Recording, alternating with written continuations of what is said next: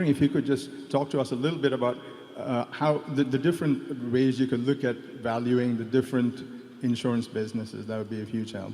Thank you. The economic value comes from the ability to utilize float if obtained at a bargain rate. Now, if interest rates were 7 or 8% and float even cost you 2% to obtain, it still would be very valuable. But the economic, at Geico, for example, I think it's quite reasonable to expect a fairly substantial underwriting profit on average for as far as the eye can see, and growth for as far as the eye can see. And then coupled with that is a growing float, because the float grows with the premium volume. Well, that's the most, that is a very attractive combination of factors that comes about because Geico is a low-cost producer.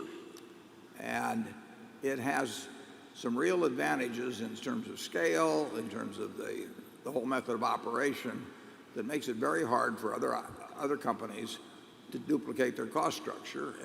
And with it's always good to own a low-cost producer in any business, but it's very, very nice in the insurance business. Now, Ajit's business does not come the same way at all. I mean, at Geico we have, we have well over 10 million policies, and that's a statistical type business. And so we have, hundreds of thousands of drivers in New York, and we have them by age and profession and all kinds of things. So it's a very statistical type business, and that coupled with the low costs, it's very, very likely to produce a good result over time. And Ajit's business, he has to be smart on each deal, because something comes along and somebody wants to buy coverage for events causing a loss of more than $10 billion in Japan in the next year.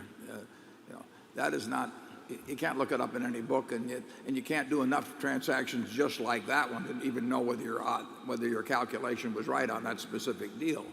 Now, if you make 100 calculations on 100 of these type deals, you'll soon find out whether you got the right person making those calculations or not.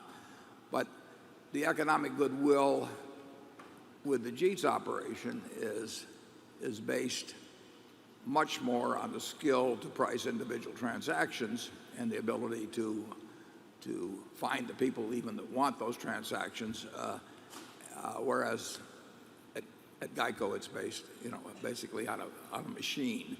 But it's enormously important how that machine is run, and Tony Nicely has absolutely knocked the ball out of the park in terms of managing it. In the years prior to when he took over, it was, it had gone along at 2% of the market and really hardly gone any place, and Tony has quintupled virtually our share of the market while at the same time producing great underwriting results. So he took a machine that had a lot of potential, and then he exceeded even the potential that I thought it had. So you get the value in different ways. It does relate in the end to a combination of growing and large float and extremely low cost float. And in our case, the cost of float has been negative. So people are actually paying us to hold $70 billion of their money. And that's a lot of fun.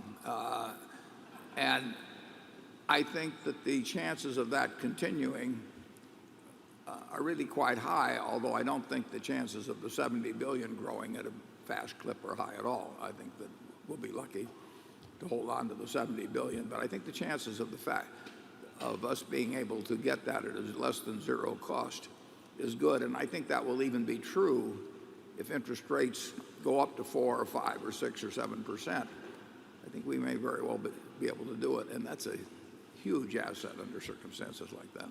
Charlie? Yeah, and we're currently in a low return environment from conventional investment afloat, but that won't last forever. And there were times in the past when Ajit would generate a lot of one-of-a-kind float, and Warren would make 20 or 30% with it before we had to give it back. Now, that was a lot of fun, and we did it over and over and over again. Whether that will ever come again on that scale I don't know, but it doesn't have to. Is it, when we have presently our cash position, well, really, if you counted at all the companies, it's probably 36 or 7 billion. We're essentially getting nothing on that. So our earning power today is being affected by the current Fed policies. And that is not going to be a normal rate for over the longer term. So in that sense, our normal earning power is being depressed by Mr. Bernanke, but probably for very good reason.